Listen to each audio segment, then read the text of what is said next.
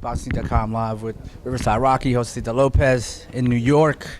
We just had the press conference, man. Tell us your thoughts on the fight. Excited for the fight. Should be a good fight. Going into one of the best fighters in the welterweight division, so I'm pumped. I'm excited for it. Now, you guys have both been out the ring for quite some time, and I know I caught the tail end of the press conference when you were talking about psychological part of the fight. What were you trying to get at that in terms of, I guess, throwing punches and not being gun shy? Like, how does that affect you being out the ring so long? I've had a time off. 2 years ago, I had 2 years off due to surgeries and recovery. So I know the position that he's in right now.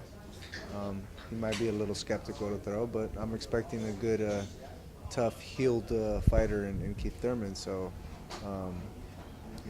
we'll see what we have to bring to the table. And you got the name Riverside Rocky because, you're the underdog and you came up with some victories that were upset victories. This one's no different.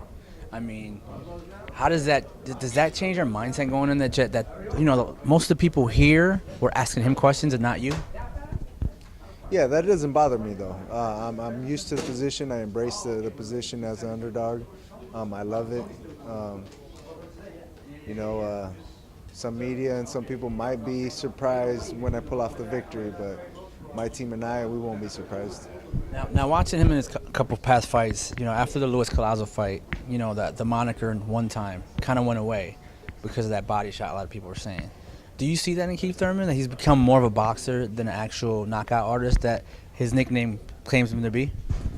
No, I think he's just, fought some fights smart, He's not always going to be the heaviest puncher, or it's not always going to benefit him to be fighting and banging on the inside.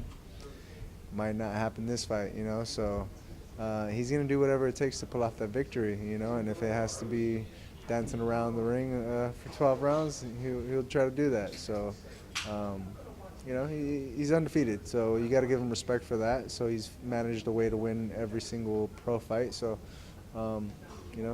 this next one is going to be a tough one for him to come out with the win. I mean, you've been in there with some tough guys, from Maidana to Victor Ortiz and even to Canelo.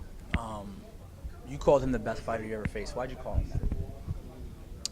I think, I bring to every fight that I come across, I get ready for the best fighter that could be.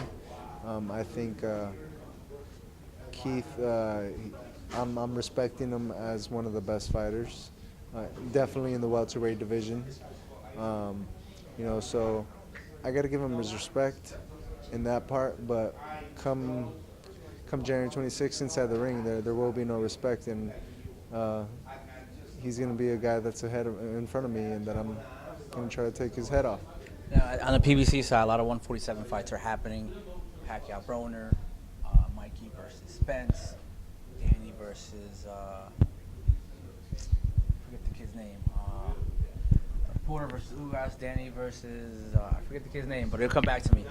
Where do you see yourself if you get this victory? Where do you see yourself in that mix? You know what? I'm not a big talker. You're going to find out January 26th, and I think the media can place me where they want. I'm definitely in the middle, in the mix of all that. I'm definitely in the mix, but I do my punching, do the talking. January 26th.